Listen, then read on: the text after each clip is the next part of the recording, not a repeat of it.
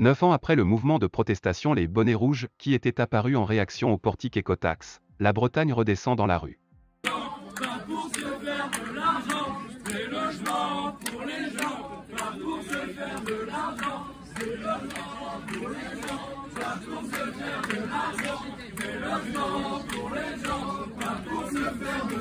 Des manifestations ont lieu ce samedi, en simultané, dans plusieurs villes de Bretagne, de Vannes à Lannion, de Douarnenez à Concarneau.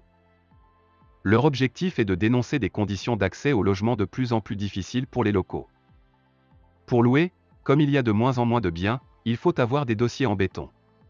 Donc des gens ne peuvent pas se loger, ils sont dans leurs véhicules, dans des campings, chez leurs amis, explique Tim Rogue, l'un des organisateurs du mouvement. Leur demande, être classés en zone tendue et appliquer un quota ou une surtaxe sur les résidences secondaires et les locations saisonnières.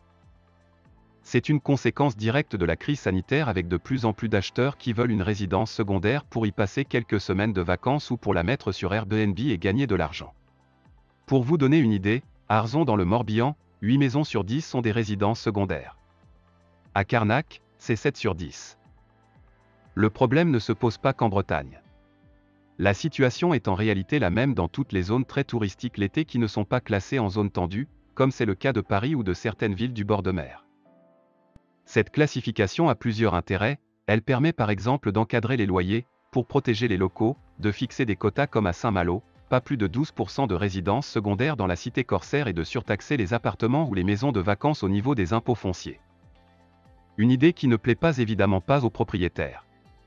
À Saint-Malo, un collectif d'habitants a attaqué la décision de limitation des locations de courte durée, comme les Airbnb. Laurence possède une maison de vacances à Noirmoutier. Elle serait plutôt favorable à une surtaxe pour les locations saisonnières. C'est ce qui gangrène le marché, avec des locataires, des touristes qui ne respectent pas les espaces naturels, alors que les résidents secondaires considèrent que c'est leur île, leur coin de paradis, et font donc attention, des résidences secondaires qui font aussi vivre économiquement ces endroits pendant la période estivale.